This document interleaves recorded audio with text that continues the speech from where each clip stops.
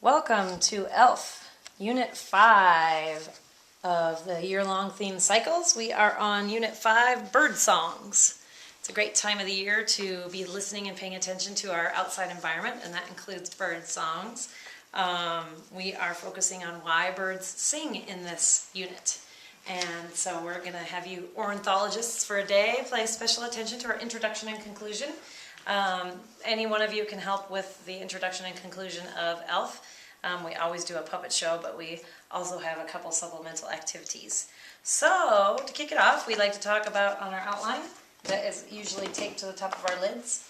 The suggested use of a class day is nicely outlined here. And then our introduction has our focus for the whole entire unit of ELF this week. And it also has some opening questions you can ask. The focus of this ELF bird songs is that most songbirds sing special songs in the spring to attract mates and to establish and defend their territory. Other shorter calls communicate messages such as alarm, distress, or location of food. So there's 4 opening questions you can look at here.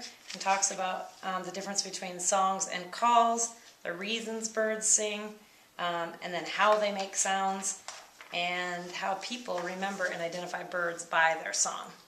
So, we're going to open up the bin here and get into, we have the puppet show, which is a great introduction after those questions or before. We have the scripts in here, and we have our handy puppets. We have a prop next day at 5 a.m. Some birds really start singing that early. We have a raccoon, and we have a him and a her. Her is just 2 lines, so if you're kind of shy, this is the bird to pick. He's got a big talking. Anyways, so the boy bird and the raccoon are talking, and raccoon helps him find a mate because he's being so loud and making such a racket. So raccoon helps him find girl bird. And then the very next morning, guess what? 5 a.m., boy bird is starting chirping again, and raccoon's all frustrated and saying, "Why are you waking me up?" Well, now he's defending his territory. So that helps to reinforce the 2 main reasons why birds sing, which are working their territory and finding a mate. So that's the introduction for that.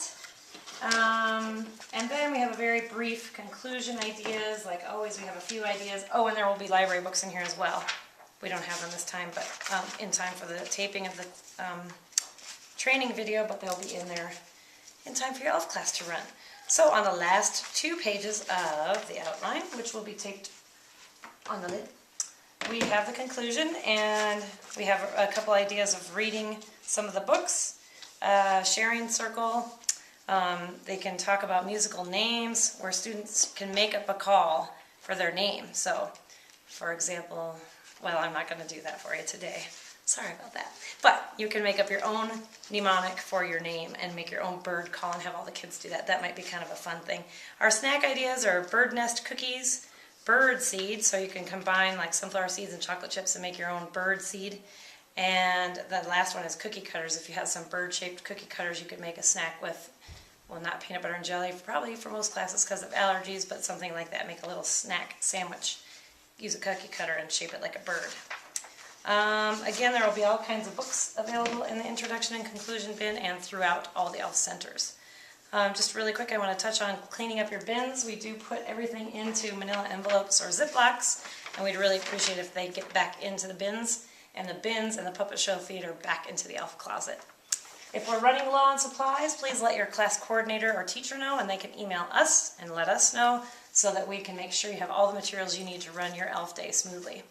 If you've got any questions, email us at mitchellelf@gmail.com.